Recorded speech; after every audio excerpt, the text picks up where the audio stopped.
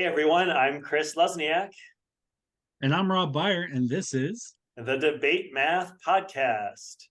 We are excited today to talk about textbooks. yeah, you heard that right, textbooks. Some of you may have been handed a textbook that you were instructed to follow. Others may have never had a textbook offered to them ever. So, if you're given a textbook, should you be following it and how much? Or if you don't have one, should you go find one? This sounded like a great topic for a debate. So here we are today to debate the resolution. Teachers should follow the textbook. So, let's meet our debaters. Here, arguing that we should follow the textbook, we have two awesome educators. And first up is a teacher who's been in education since 2011, teaching public, private, and charter schools, who also spent some time as an education researcher, a former Math for America fellow, and frequent faculty member of Bean in New York City and LA, who likes fuzzy flannels and precise definitions. It's Gabe Davis. Hi, Gabe. Hello, welcome. Yeah, glad to have you here. Can you tell our listeners where you are and what your current role is? Absolutely. So I am coming to you from rainy Tacoma, Washington, where I teach 9th and 11th grade math at the Annie Wright schools here. Very good. Thank you. Welcome. And arguing along with him is an educator who's been involved in mathematics education for 25 years, an author on the Envision Mathematics K-8 program published by Savas, who believes that each and every student has important mathematical ideas and works to share his passion and love for mathematics with teachers around the country. He's also an avid music fan and collector and currently houses approximately 1,500 vinyl records in his collection. Also, he is inclusive with people, but exclusive when it comes to trapezoids. It's Zach Champagne. Welcome back to the podcast, Zach.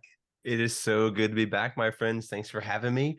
My name is Zach Champagne. I hail from Jacksonville, Florida. I hope you won't judge me before you get to know me by that little fact. I teach in a multi-age classroom right now, 3rd and 4th graders. When those beautiful creatures go off to their enrichments, I also teach a section of 8th grade comprehensive math, so I get to work with some 8th graders as well. That's awesome. Welcome. And now the question we ask all of our guests, I want to ask both of you, starting with Gabe here. When did math first become controversial to you? So I had a wonderful 7th grade math teacher, Ms. Bell. Shout out to Ms. Bell.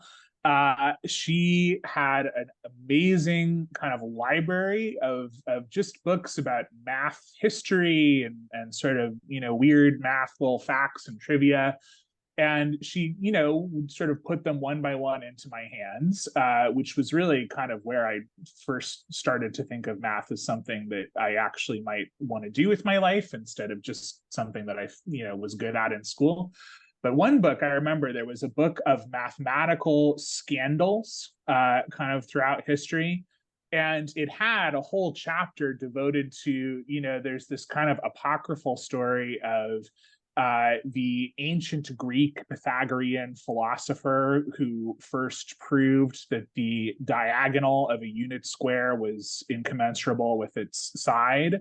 And, the story is that the Pythagoreans were so outraged by the facts that there could be irrational numbers that they threw him into the sea and drowned him. And, the book kind of related this all as historical fact. And, of course, it turns out there's no real evidence that it happened. But I loved the idea that someone could be so upset about a mathematical proof that they would drown someone over it. Very good. Thank you. And bouncing over to Zach, when did math first become controversial to you? Yeah. So, I've been on this podcast before and told the story when math first became controversial for me. So I'm going to tell a different story today, if y'all will allow it. As some of you might know, I have the privilege of talking at a number of math conferences across the country. And I begin each one of those conversations with a disclaimer that explains like who I am and what I believe. And it stems from me being a straight, white, cisgender male from Florida. And sort of acknowledging that holds some baggage for a lot of people, rightfully so. And the gist of this talk is that this introduction is that I see structural racism I acknowledge white supremacy and the role that it plays in our community. I stand with the LGBTQIA plus community as an ally and co-conspirator. And ultimately, my message in that opening is that I work to include all those voices in my classroom intentionally, and particularly those that come from communities that have been intentionally excluded from many math classrooms.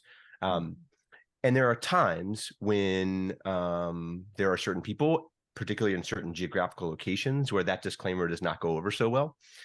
Florida being one of those places. And there are folks that walk out of the session at the very beginning of it. And then there are times where I get like cheers of support, right? Depending on the geographical place I happen to be in. And that math controversy is one that like so many of us are battling right now. And my place of privilege means that I interact with that controversy very differently than my friends and colleagues that don't look like or feel like or love like I do. And so just trying to acknowledge at the top is really important to me, but also acknowledging that like not everyone feels that way. And that's a tough sort of space. So Thank you for sharing that, and welcome to you both. We have a team of two awesome educators arguing against the resolution, arguing that teachers should not follow the textbook. First up is a 21-year classroom veteran teacher with experience as a learning coach and a mentor teacher who has taught every grade, 1 through 12, in a variety of specialties, including special education, instrumental music, science, and of course, math. She is the author of Unraveling School. She enjoys reading, writing, running, and baking bread. It's Melissa Dean. Hi, Melissa. Hi, good to be here with you. So my name is Melissa Dean. I am coming to you from Niverville, Manitoba, Canada, which is a very flat, very cold prairie province just north of Minnesota. And amongst other things, I get to teach grade 9 math at the local high school here. Oh, welcome, Melissa. And arguing along with her is a middle and high school math teacher, a GeoGebra ambassador, a former GeoGebra professional development director, an independent math ed consultant who demonstrates how many ed tech apps can serve as powerful platforms that effectively foster active, student-centered, and differentiated discovery-based learning. And a dad of 4 awesome boys. It's Tim Brzezinski. Hi, Tim. Hello, everybody. Thank you for having me on here.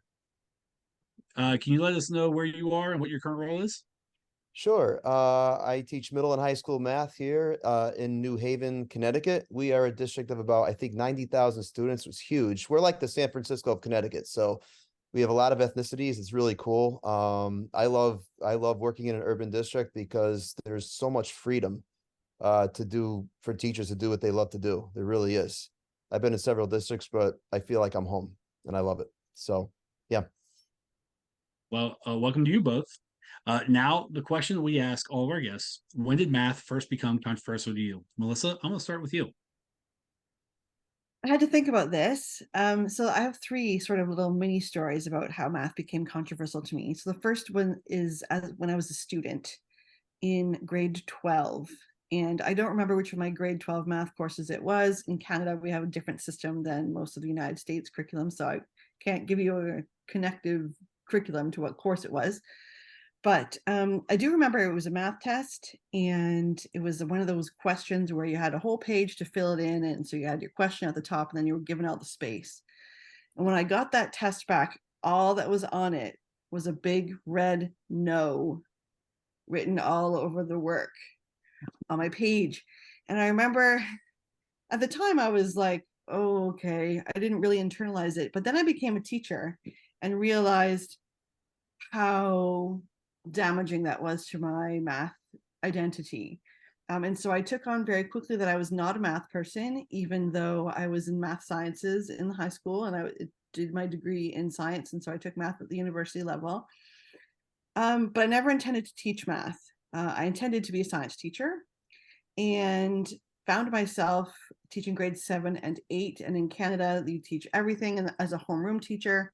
So I was tasked with, among other things, teaching grade 8 math. And I had a moment when I was standing at the front of my classroom, dutifully with my textbook, writing example questions on the board. And I turned and looked at my students, and the look on their faces mirrored what my face had looked like when I got that big red no. And so I realized that there had to be a different way. And so I embarked on some self-directed PD. And the first book that I read was The Pie of Life by Sunil Singh. And that was when I realized there was a whole lot more to this teaching math thing than I thought there was. And it really opened my eyes to thinking about math in a new way. Wow, wonderful story. Thank you. And Tim, when did math first become controversial to you? Oof, that's a great question. It's funny because going through high school, I always know that I loved math and I never really had a problem with it. I hated English class, but I loved math class. But my teachers were kind of boring, and I'm like, there's got to be a way to make this more fun. So I always felt at odds, which is like, come on, whatever. Then I go to college, fall in love with it even more. But then I student teach. And then after student teaching, I get a job in a pretty good district. But then within the first year, it's like I find myself making waves, not even trying to. I was making waves because from year one, I was always very progressive. I always wanted to learn how to, refine my craft and make it and do it better. But as I strive to just refine what I was doing to help improve, to make it more student centered and less me, the teacher centered, I found that I was making waves with some colleagues that were very traditional, very like, just this is how it is. This is how it has to be. And especially, God forbid, a couple of years later, you have a student like, a set of triplets where two of them are in my class and one's in another traditional teacher's class. And then it's like, I'm getting called to meeting after meeting, but I'm like, what am I doing wrong? And it's like, so I'm not, and it wasn't my heart to make waves, but it was just like, it was not my intention. But unfortunately, because I believe true to my heart and true to self and what I truly believe in with my student-centered philosophy of education, that I always found myself making waves, not even trying. So even in my first few years, I always found that it's been a controversial thing for me and unfortunately a few traditionalists around me. But yeah. Well, thank you both and welcome. And with that, let's get into the debate.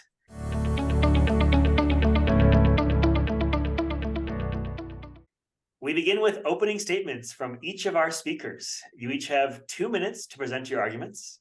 And we're starting with the side arguing for following textbooks. Gabe, you are up first, and your time begins now. All right. Thanks, Chris. So I have really come a long way on this issue. I've really had my position change quite a bit over the years that I've been teaching. So when I started out, I really felt that textbooks with their kind of formulaic alternation of example, exercise, and sort of contrived word problems, all these things were a big part of what I felt was wrong with math education, what I felt kind of discouraged creativity, discouraged problem solving, grasping for the big ideas, all the things that I really loved about math. And I felt like, well, I'm going to do better. I'm going to design my own stuff. I can do better than that. But, now that I've been teaching for a while, my view is pretty different. And I've come to see textbooks not as an impediment to good teaching, but as essential to it for a couple reasons, 3 in particular. First, I feel that trustworthy, high quality textbooks are really labor-saving tools for teachers that can make it easier for us to do the things that we already want to do instructionally. Second, I think it's really important that textbooks support the vertical alignment of curriculum, which has really important equity implications, making sure that students, all students, have access to the full learning sequence in math, no matter who or where they are. And third, I think textbooks really help support student agency. With older students especially, getting some practice reading and learning from a mathematical text can really help them become much more independent learners and set them up well for success. I'm never going to go to the mat for bad textbooks. And unfortunately, there still are a lot of bad textbooks out there. But we've also never had better access to high quality texts that support students in developing conceptual understanding, problem solving skills, and creative thinking. And many of them are free or low cost. As teachers, we're asked to do so much. And ultimately, I support textbooks because I feel grateful for all the help I can get. So that's my opening statement. Thank you, Gabe. Now we will hear from the side arguing against following textbooks. And we're going to start with Melissa. Melissa, you have 2 minutes, and that begins right now. Great. So as part of my opening statement, I'm going to tell my story. When I first started teaching math, I did what I thought was what every math teacher did. I found the textbook and the teacher's guide, and I opened it to lesson 1.1. Here we go. This was my math lesson plan. Do the example problems on the board, have students read them, make a note based on the teacher's guide script, and assign practice problems. Then assign the homework. Start the lesson tomorrow by taking up last night's homework. Sound familiar? It did to me. It was the way I was taught math. And let me tell you, it didn't work. I was a struggling math student. Asked me to copy a procedure and follow the predetermined steps. You got it. Asked me what any of it meant. No sweet clue. Asked me to apply it to a new situation that wasn't like the textbook example. No idea. I was doing math, but I wasn't understanding math. And my students were having the exact same experience. One day I looked out at my students and I saw that some of them were feeling like I had as a student. I knew that facial expression. I knew those feelings. And so I decided that there needed to be a different way. I put down the textbook, I put away the teacher's guide, and I set out to try and teach math in a way that made sense to my students. Why did I ditch the textbook? Well, I realized something crucial. The textbook wasn't written with my students in mind. Oh, it was written with some mythical student in mind, but not my students. It didn't take into account my students and what they needed, who they were, what their previous experiences with math were, what their individual strengths and weaknesses were. And this is the main reason I think we need to keep putting down the textbook and the teacher's guides and teach math in a way that's responsive to our learners. To really understand math, we need to go deep down into it. We need to breathe it in. And the textbook lesson plan just doesn't do it. And let's be honest, those pages in the textbook, they aren't lesson plans. They are a set of predetermined math questions designed to get students to mimic the steps laid out before them, giving students a false sense of success. And this, paired with traditional mathematics assessment practices, I believe, is a recipe for mathematical disaster. Perfect. Thank you. And now back to the other side, arguing again for following textbooks. We'll hear from Zach. Zach, you have 2 minutes. Your time begins now. All right, full disclosure, friends. As you heard, I'm an author on a major math textbook, so I'm biased. Let's get that out of the way right now. However, I'm also a classroom teacher of 25 years, and a classroom teacher who also follows a major math textbook. So I can speak firsthand about how and why I think teachers should follow a textbook. So let's start by acknowledging that textbooks are far from perfect. However, they're an incredible guide that can support teachers across the continuum of their experience and comfortability with the teaching and learning of mathematics. I can say firsthand that the authors on many of these programs are leaders in our field who have studied math education for decades. And I can attest that they spend a copious amount of hours thinking about the scope and sequence at any given grade level. Now, for elementary teachers like myself, who teach multiple subjects, including math, writing, reading, science, humanities, and more, asking them to develop a scope and sequence, find lessons, gather materials, think of great questions to ask in the moment, and create and assign homework, if that's your thing, for one, much less 5 or more subjects, is just beyond the pale. I believe that leads to greater inequities in our field and for our students.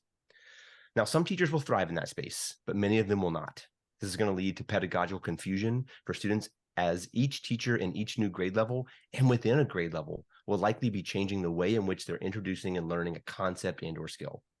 Look, I would be quite lost in creating and or even altering a set of language arts curricular materials. When I teach writing, I still literally have the manual in my arms and it makes me a better teacher.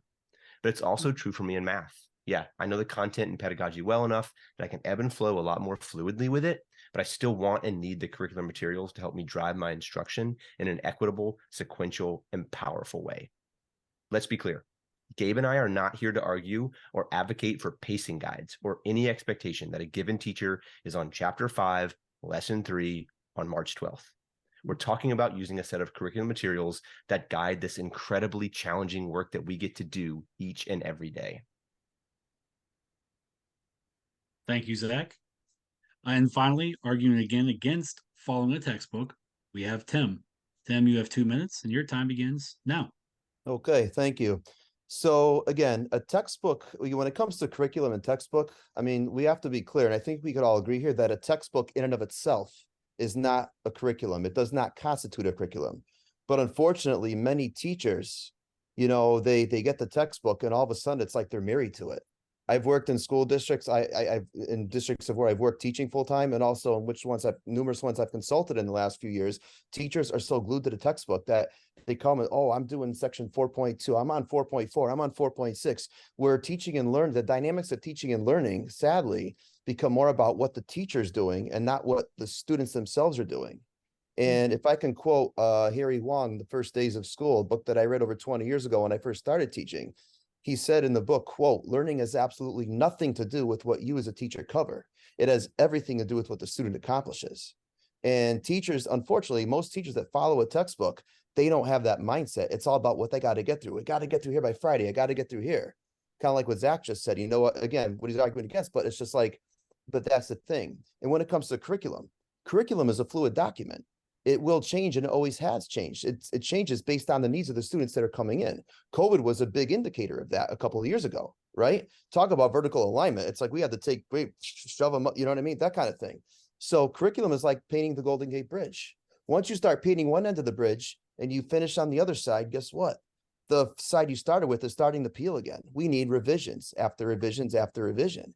And so the problem is that a textbook, when a textbook has been in a district for so many years, it creates a static mindset of curriculum for so many teachers that vertical alignment becomes almost like something that teachers are resistant to, because I just want to stick to the book and I don't want to have to veer off, that kind of thing. So unfortunately, I've seen textbooks take the traditional teacher and make them so much more traditional that those who are truly creative and want to be creative, I find hindered. But there's a lot of others, but I know I'm done. So thank you.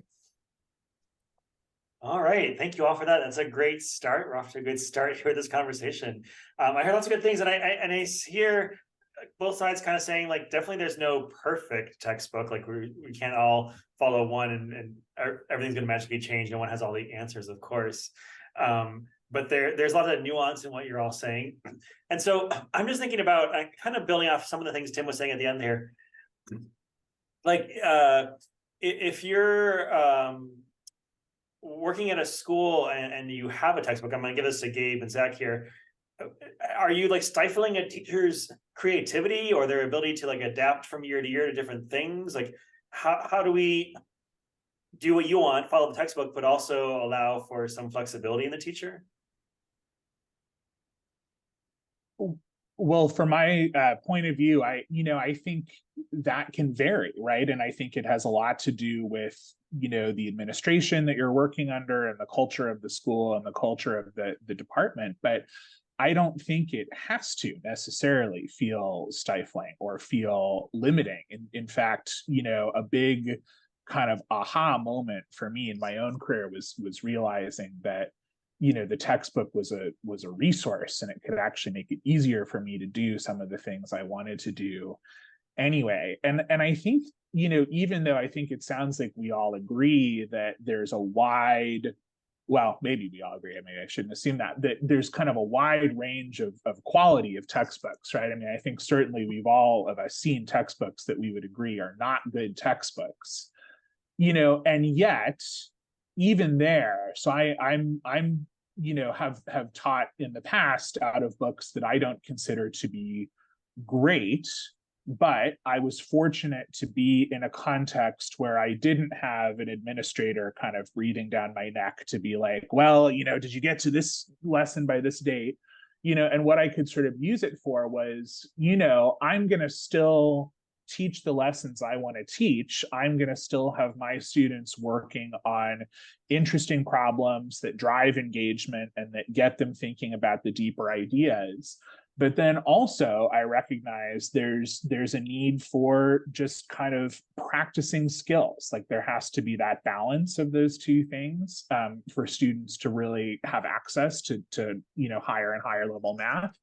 And if I didn't have the textbook to just use to take care of that practice for me, I would have to be spending a lot of time, Googling for worksheets or writing my own practice problems or kind of doing my own stuff. And that would be time taken away from my ability to plan those more engaging, inventive lessons that really felt like a better use of my time. So in that sense, I didn't find it stifling.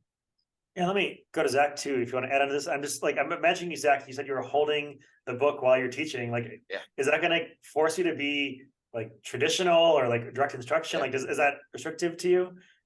Here's what I think. I think of textbooks as a great equalizer. I think the folks in this room, obviously, we have a ton of experience in the teaching and learning of math. I think most of your listeners, if not all of them, are in the same space where if you could hand me just about any textbook and I can take it and make it into what I know and the way I want kids to learn, right?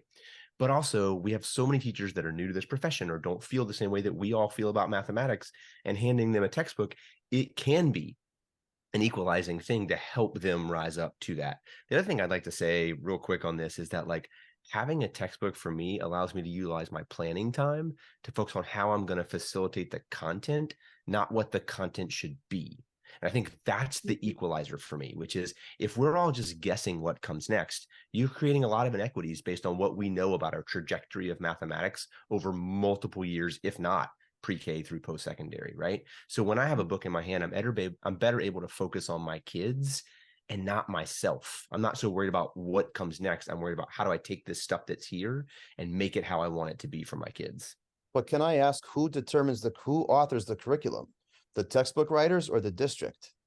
That's my key, because the district should know, again, I'm just saying, the district knows what the needs of the students are. The teachers that work on vertical alignment, the teachers that work on curriculum in the summer or whatever, they're the ones that are making these decisions and what's in the best interest of these students because they know them.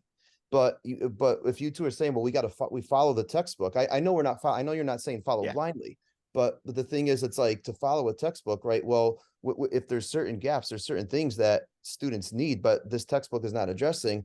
And then the teachers, we got to pull from another source. It's almost like, like I said, I believe a textbook's a great supplement, but when we just take it and go with it and tell it like a story, today's textbooks are, if you ask Sunil Singh, like today's textbooks are not written like a story. They're written like the way publishers want them, facts, facts, facts. And yes, there's some cool activities and great things in a lot of them, but there's a lot of disjoint and there's a lot of not, I don't know if I'm making sense, but the more that the teacher follows a textbook, I've always found that it's like, the less creative that teacher gets because they're always depending on that. And again, a lot of teachers need that. I understand, but I'm thinking of the teachers that go in there, they want to try something. And especially those with tight-fisted administrators, they don't have the freedom and flexibility to do that because of the almighty textbook. Hmm.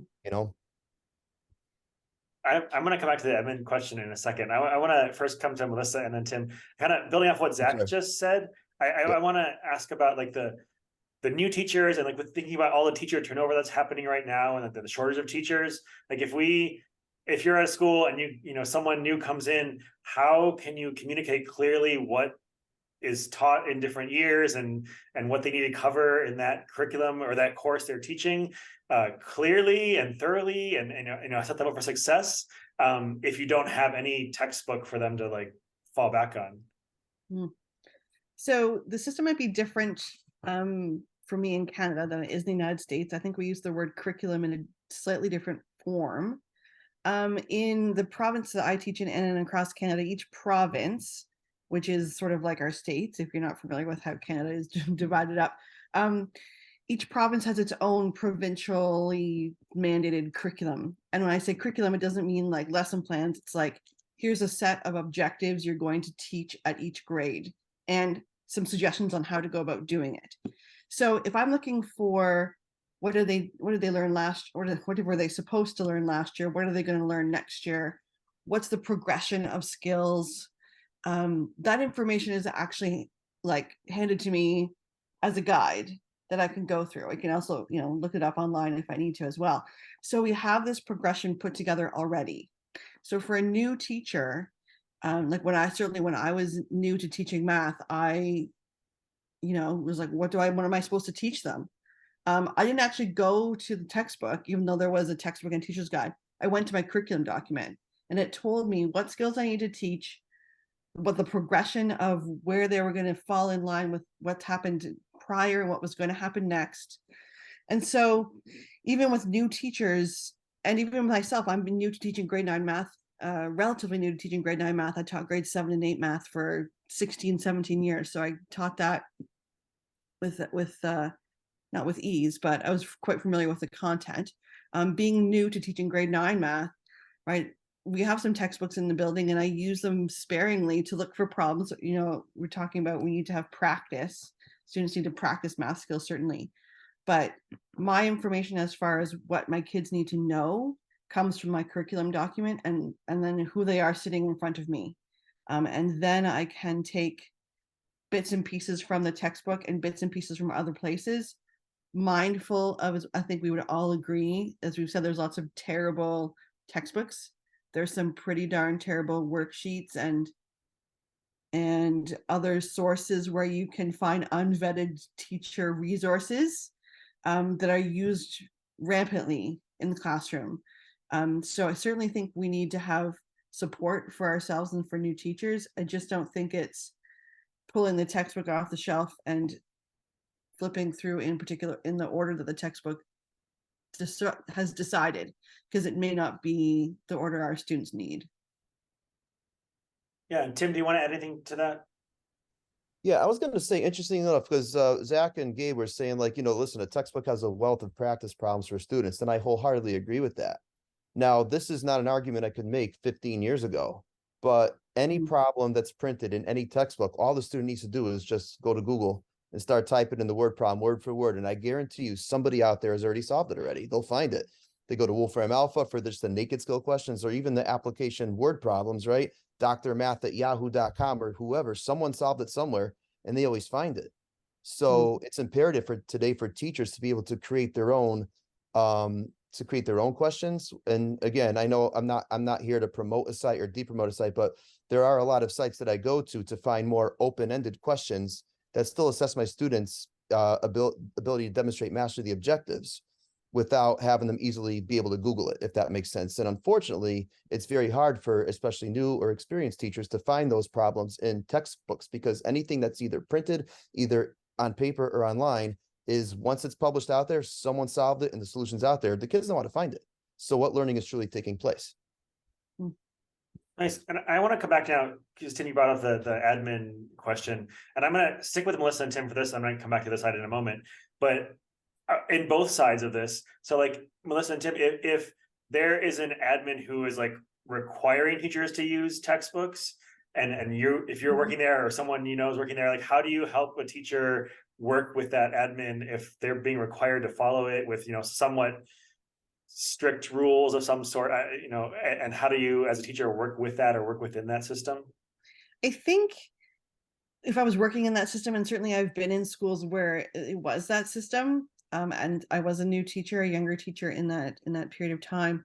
I think the key is if we're in that situation where we're being told we need to follow the textbook with fidelity, in order, what have you, I think we still use it as a supplement. I think we still take it as our inspiration. I think just like, I'm also a humanities teacher, so I got to teach history and geography and teach some science, and I teach some English and some all those other things. My science textbook isn't my lesson plan. It's not my curriculum. I might open the science textbook and say, okay, what's the next topic the textbook has suggested? And then use that as inspiration for what do my students already know about this topic? What do they need to know next? And how are they going to get there? Because those are the three questions that we always need to be asking ourselves. So the same sort of thing, we use a textbook as that foundation, but not only, because I think one of the great, I was going to say tragedy of our times is the sense of we have to get into a spot where we're being responsive to who our learners are and what they need. And like, as I think as Tim said in the beginning, it's got to be about what are our students doing, not what we're doing, and what does the learning look like and how's that being manifested. So certainly the textbook is there. If you have to do lesson 1.1 today and lesson 1.2 tomorrow, great, but it doesn't need to be a script. And if we think about it, who are the textbooks really written for? The teachers, right? I have never in my whole career, I rarely have seen a student actually read a math book, like a modern one, like, oh, example 2, look at this. There may be 1 or 2 out of every few thousand, but I ask kids, like, it just collects either dust in their locker or it's just a virtual thing that they never really look at, So, but I see teachers will refer to it, they'll take stuff, but again, even teachers that follow a book that even if their administration tells them to, they're really actually using it as a heavy supplement to what the district says, oh, hey, these are the objectives students need to learn. So it's like, but the thing is, like, when teachers do that, it's like, oh, the book is the guide, the book is the guide. I don't know, the district documents the guide. And so how do you take that book and adapt it to whatever? And to answer your question, Chris, administrators that you have to teach out of the textbook require it to, fine. You know what? In a formal observation, you might want to steal an example or one or two from the book to make them happy, but you're not there to please your administrator. You're there to do what's in your student's best interest. Period. Love that.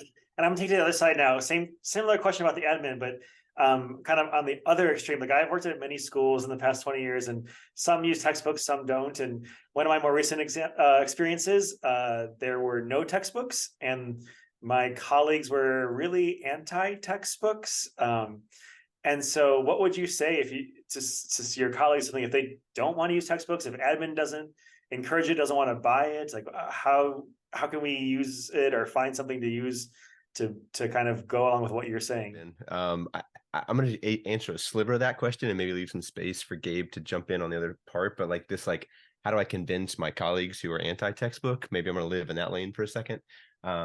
You know what? I'll go back to that in my mind. Great equalizer comment, which is it is an equalizer, I think, for teachers along the spectrum of experience and comfortability with the teaching and learning of math. I think it can be a really great support for teachers who are new to it. I would also try to make the case that having these support materials in front of us, and I think there's a nuance here, right? I think, Tim, we're like saying the same thing in different ways, right? I refer to them as curriculum materials, and by that I do mean the textbook. And I think curriculum, the way that Melissa's talking about it and Tim's talking about it, being more like what the district is providing us as like the framework there. But like for me, curriculum materials are way more detailed, at least my experience has been, are way more detailed and in depth on providing me the actual like support in the moment to do that. And so I think for teachers who are resistant of that, I always tell them, like, take what you want from these materials. And I hear Melissa and Tim saying that same thing, right? Like, use this as the resource that it is. And then for those people who need something like that, you have materials in front of you. So I think that's how I sort of work to try to convince people who are anti-textbook that maybe there's some support there. And Gabe, if you want to take the other part or stay with that, that's cool too. Yeah, no, I agree with a lot of that, Zach. And I mean, I think my experience has been, I certainly have been in that situation. That was my first big teaching job. Was I kind of, when I was teaching in New York City, it was like we had no textbook, and in large part that was not an intentional choice as much as it was there just weren't resources, and I was very comfortable in that space because my math content knowledge was good, and again, I had all these ideas coming, kind of, a young brand new teacher, naive, only could, right? I had all these ideas about what I wanted to do differently. But a lot of my colleagues, I think, really struggled with that situation and really were, my experience was not that they were not using textbooks because of a reluctance to use textbooks, but rather that they were not using textbooks because there were none. And, what happened, is that essentially the state exams came to de facto serve the role of textbooks. New York State has these very structured kind of regents exams that correspond to every class year. So you have your Algebra 1 regents, your Geometry regents, your Algebra 2 regents. And those all come with, yes, there are sort of content guides, but also, of course, there's lots and lots of sample questions. And so what a lot of teachers ended up doing was they just took the sample questions and kind of worked backward from that. And their whole class was geared around preparing students for this one exam. And I don't think, that led particularly to better teaching, certainly not more, kind of creative or student-centered teaching, than if we had access to some sort of, some of the stuff that I see available now, like, again, not to sort of promote or endorse any particular product, but when you look at stuff like Desmos is putting out now, or the Open Up stuff, where they're, they really do provide lots of really great kind of thinking rich tasks for students to be working on. I think a lot of my colleagues at the time could have really benefited from that. They may have been open to teaching more in that way if they had resources to help support them. And so I think that's kind of textbooks at their best. I know I've wandered off topic a little bit, but And Gabe, can Go I ahead, just Zach. add just to yeah. play with Tim's comment a little bit, like those good programs, I would argue that those textbook problems are ungoogleable. Like they are good problems that you can't just search to find answers to, because they are less about performance and more about thinking and ideas. So I wanted to pivot a little bit because, all the conversation so far has been about like what's in the textbook in terms of the practice problems and the content, things like that. I'm wondering, what about like teachers who are coming in, or new teachers are coming in, or teachers who need support with things like best practices that follow research and evidence, and math language routines and instructional routines? So if they need support there, I'm actually going to go to Tim and Melissa first. What would you say, or how could you guide teachers who, instead of using a textbook, uh, where could they find those things? Well, again, I'm not by answering, I'm not here to endorse or not endorse a certain platform or product. I know that's not the intention of this platform. I want to make that clear. Mhm. But I'm just speaking objectively that I do use a lot of resources from a lot of different places. GeoGebra, I use a lot of Desmos, Mathagon. For students who struggle with procedural fluency in algebra, I use Graspable Math. Like it's an app, those have been absolute game changers for my students. I also go to Robert Kaplinski. Again, I'm just being objective. I'm not promoting, but I'm just saying what I do. I go to Robert Kaplinski's Open Middle site. I see that book in the back there, Open Middle Math, right behind you there. But there you go. Yep. But like I have used a lot of those as actually assessment questions for a lot of students, where students could either creative self and demonstrate now knowledge of the objectives in very meaningful and alternate ways. All right. Again, textbooks. Yeah, I might steal an exam question from a curriculum that we have or whatever. I'll throw it on a quiz or a test, sure. But I encourage teachers who looking for support and who are looking for like, how do I really engage my kids from when I start to when, I just ask them, generally like, take one tool and like learn it as best as you can. Of course, I'm partial to math apps, but I just find that there's so many there's so many cool means through which we can do that. Sure, a lot of people can learn by reading or watching an example on a curriculum, but to just go to Desmos's or GeoGebra's geometry tool and just start playing with the circle tool, what do you notice? What do you wonder? You can have a lot of aha moments there that you can't unfortunately often find in a textbook that often unfortunately is like pre-scripted, step 1, step 2, step 3. It's still student centered, but we're still holding them by the hand, which some need to be. But again, there's a lot of other students who don't need that hand holding. And I think teachers struggle to give up control to the students, that gradual release and responsibility that states talk about in their framework to give them to the students. The more they hold on to the textbook, the more hesitancy I find that teachers are willing to do that, if that makes sense. Yeah, and Melissa, before you respond, one of the things that like I'm seeing now in curriculum resources is what I didn't call them as well, Zach. But when we look at these like curriculum resources, these textbooks, some of the newer ones actually explicitly call out like certain math language routines or certain instructional routines, things like Notice and Wonder that many of us that go to a lot of conferences we're very familiar with. But there are so many other educators that don't go to these conferences.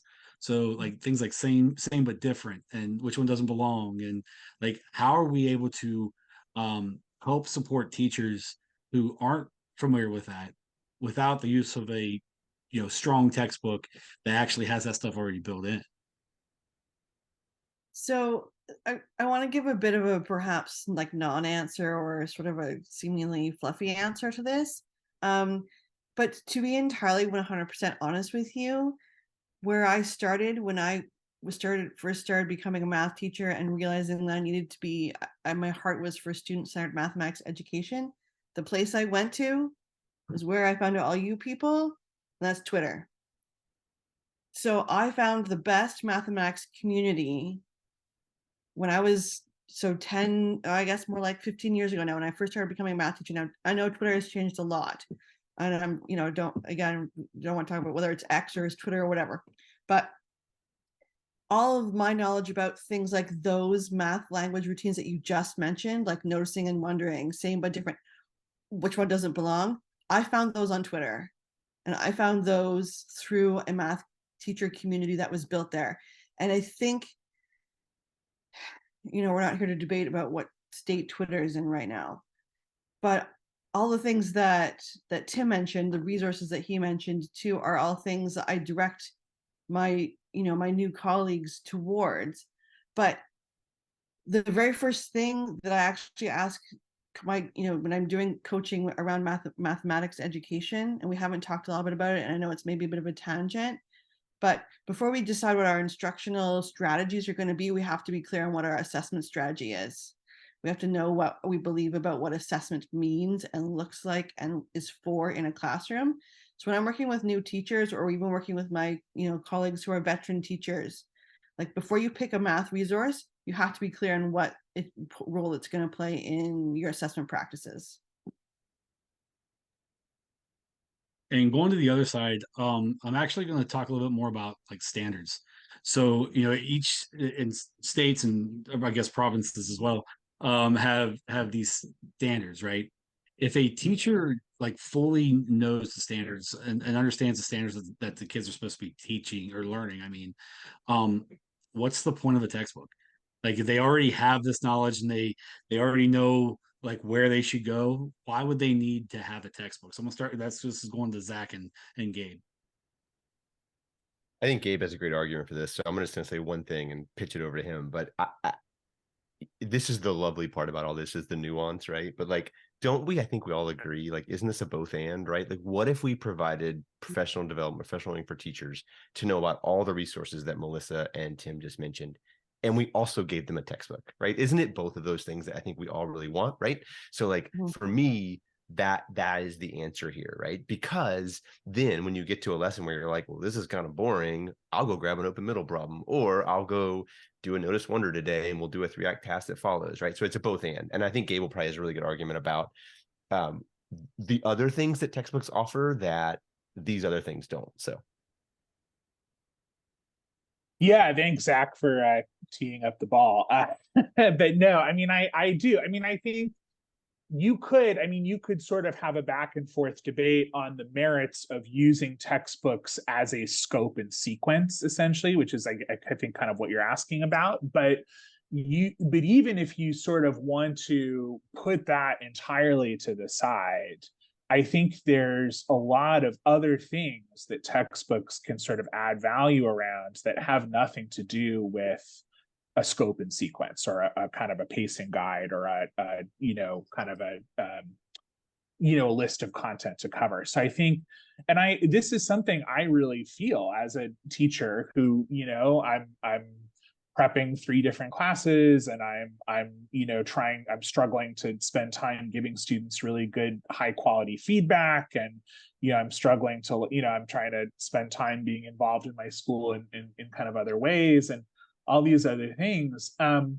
want to be doing it all. I want to be delivering lessons every day that include rich, cognitively demanding tasks, and kind of highly engaging, student-centered lessons.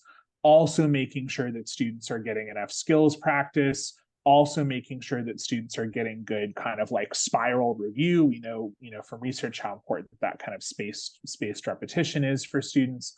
Also making sure that students, I'm not kind of like missing anything that students are going to need, in the class that mine articulates into. And textbooks can provide all of that. And especially, I think sometimes a lot of the assumptions that we make about textbooks are that the textbook and the teacher are somehow in conflict. Either the textbook has been like imposed on the teacher by the district, or by an administrator, or it's kind of lying around, and the teacher maybe wants to do their own thing. But I think if you are lucky enough, and I recognize that this is not nearly as common as it should be, but if you are lucky enough to be in a situation where you as teachers have some influence over what texts your department or your school obtains, and if you have a textbook that you really believe in and you can kind of trust the quality of, or even if you can get to like 70% of that, you know what I mean? Even if you don't, you're not 100%, this would be the exact text that I would choose left to my own devices. But hey, in a lot of areas, it's pretty good. It has some kind of clever, thinky problems in it. It has some good skills practice. Fine. That just makes it so much easier for me to just say, you know what, I'm going to outsource that stuff to the book. I'm going to spend my time doing other stuff to, make sure that my students are getting really quality feedback, and, lots of one-on-one attention, and kind of all this great stuff.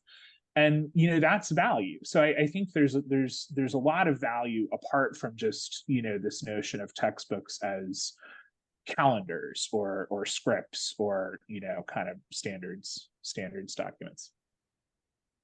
I think I have just one last quick question here. Since you all represent such a wide variety of grade level experiences and things, I'm just wondering, how does the grade level we're teaching or the age of the students affect how much you think we should rely on the textbook, or if it does or does not? But like, is there any difference? And I'm going to open up to all four of you, so jump in at any time. Speaking as a high school teacher, one of the things I've noticed about mathematics high school teachers, and this is probably a gross generalization, but I think there is a pressure in high school to blast your way through the content so you can make sure the kids are ready for a grade, whatever. As I was saying, I think that at the high school level, there's a higher rate of pressure to cover content in a short period of time, especially if you are in a semester, like a semester school. I got to teach grade 9 all year. The other math courses are semesterized, but grade 9 math in my school building is a whole year course.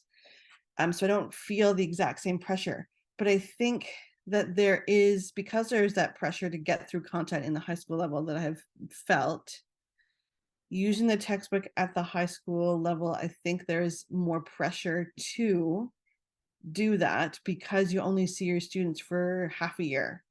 And you see them for a long period of time each day, but I think there's more of a pressure to follow the textbook at the high school level, especially if people aren't familiar with the content.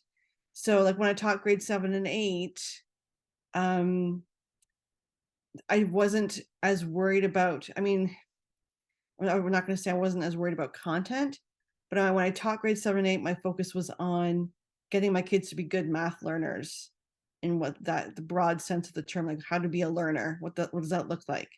And the content was maybe the vehicle that I did it through.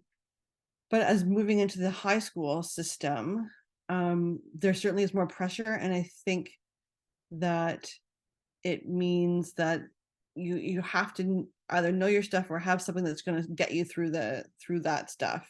And if that is the textbook, then that's where it is for some people. So I want to say, this may be out of my bias as being a high school teacher, but I think the impact of the textbook is greater at the high school level.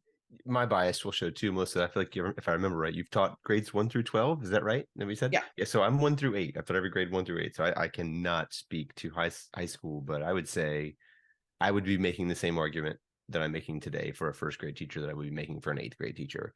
I think it matters in both those places. I think they can provide support and guidance that other isolated things cannot. So I'd say I think it matters at all those grade levels. I will not try to speak on 9-12. I think that's a good stopping point for our questioning round here. We will now end by giving each side 2 minutes to make their final arguments. And we're going to begin first with the side arguing in favor of following textbooks, Gabe and Zach. Go ahead. All right. So, I think a point of consensus that's really emerged for us is that quality does matter. And, when we think about all of the wealth of incredible, resources, tasks, best practices that we are so familiar with from Twitter and from conferences and things, wouldn't it be great if we had textbooks that could carry that and help support that, with teachers new to the profession or those who might not be so well plugged in, and have that really be something that's kind of leveling up their teaching. But we would argue, even a bad textbook provides some value, right? You get a free bank of practice problems. You get, a sense of kind of what the main things to cover are. And for any teacher, overworked, under-resourced, that's going to be valuable. And I think I'd just like to end our argument by saying, taking us back to this place of creating equitable and inclusive math classrooms. And I think what I worry about is when I hear Melissa and Tim and so many of our friends talk about like all of the amazing resources that those of us that are privileged to know where to find them have access to, I worry about the inequity that creates if there isn't some sort of level playing field for everyone. So I want to make sure we hold space for the opportunity, and we try to work to ensure that each and every kid has access to a progression that makes sense and isn't bumpy both pedagogically and from a content standpoint. Thank you. And with the final word, we have the side arguing against following textbooks with Tim and Melissa. Okay, so again, to reiterate, what we have said before, textbooks are good supplements to a curriculum, but they are not the curriculum. So when we follow a textbook, teachers that want to try something are often hesitant, and they are less likely to try something new because they have to follow the textbook. And when we talk about inequity and all the other things, like there are textbooks that still have example application problems that promote the inequity, especially in poor urban districts where you have an application problem about a rich family going skiing. And then someone in the class saying, "Yo, Mr. B, skiing's a rich white man sport." I've had that happen to me in years past teaching students in inner cities. So I've seen inequity come even out of textbooks. Unfortunately, they do exist, and especially within districts that have budgetary issues. And the problem that you're reading says estimate the population in 2015. Hello, it's 2023. Again, there's no perfect solution to any of this. I get it, but there are so many other free resources out there that many students, I know, like again, I'm assuming that a lot of districts have internet access. I know not everyone do, but there are a lot of free resources that are high quality that are out there that are easily findable. Again, these are all supplements. The textbook is a supplement. All these great resources are a supplement to curriculum that is set by the district. But when we take one item, a textbook, and we find ourselves going to it again and again and again, our fear is that the creativity of teachers is stifled, and also students don't get the best possible education they could possibly get in that circumstance. Melissa, any? I think one thing that comes to mind when I think about using a textbook is the reliance upon pre-written, like typing out your lesson plans and putting them in a page protector and putting them on a shelf. And then next year, what do? Oh, here's my September binder. You open it up, you pull out lesson 1 point. It's not written for the same students. A lesson plan that I wrote last year for teaching grade 9 math, I can't necessarily use this year because they're different kids with different needs. And so in my mind, what I'm mindful of when I'm thinking about using a textbook, and I really loved Zach's use of both and, because I think that's really where we're going here.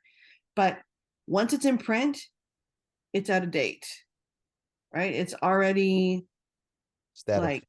It's a static item. And as the years go on, unless we're constantly updating our textbooks, then we're going to end up with, in 5 years, we have a textbook that has a real world example that doesn't mean anything to anyone. So I worry about the static nature, and that it then we worry about having that static nature and the impact that has on the way learning is presented for our students. Hey, thank you all. And that concludes our debate. given us so much good stuff to think about. And I'm going to think more and more about how much I lean towards textbooks or not as I reflect back on this episode. Mhm. Yeah, and now it's up to our listeners to take a moment, ponder the arguments, share with your friends, and consider what resonated with you. Be careful. Textbooks is pretty controversial, especially in the teacher's lounge.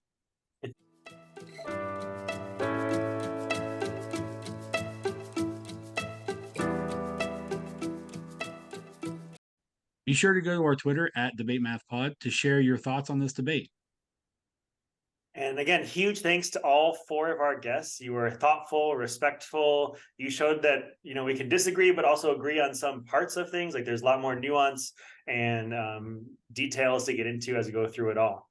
And thanks to those who are listening. We hope you enjoyed and learned from this. And as we wrap up, Gabe, where can listeners find you? Sure. You can find me on Twitter at gdavis451. I also just want to add a little disclaimer. All of the views I've expressed here today are my own and not those of my employer. But if you're a math teacher and you're looking for a summer job, I'll give one of my employers an unsolicited shout out. Check out the Bridge to Enter Advanced Mathematics. Amazing organization. We'll be sure to put Beam in our show notes there. And Zach, where can listeners find you? Yeah, I'm on that thing called Twitter at Zach Champ. Zach is ZAK. And then the first part of my last name, which is Champagne, so it's CHAMP. So Zach Champ. Same thing for my website, zachchamp.com. I write over there. And if you ever find yourself in this not so lovely place called Jacksonville, Florida, I do hope you'll come visit a very lovely place called the Discovery School, where I teach.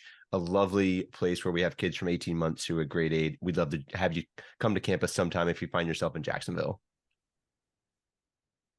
And Melissa, where can listeners find you? Listeners can find me on Twitter and Instagram at the same handle, which is at dean_of_math. You can also find me at my blog, which is deanofmath.wordpress.org .com, I think, actually. And you can also find some more about my ideas in my book that came out last year, which is called Unravel School. It's available on Amazon, and it just sort of fleshes out more of my ideas that something I've said has resonated to you. So feel free to check that out. And Tim, where can listeners find you? I'm all over the place. TikTok, Facebook page, Instagram, YouTube, Twitter, X, whatever you call it. At TIM, B as in boy, R, Z as in zebra, E, Z as in zebra, I, N as in Nancy, SKI. You might have to hit rewind if you really want to hear it again, but just Google it. You'll find something, but whatever. We'll put it in show notes too. So everybody check out the show notes so you can get all the socials for everybody. It's awesome. Thank you, everyone.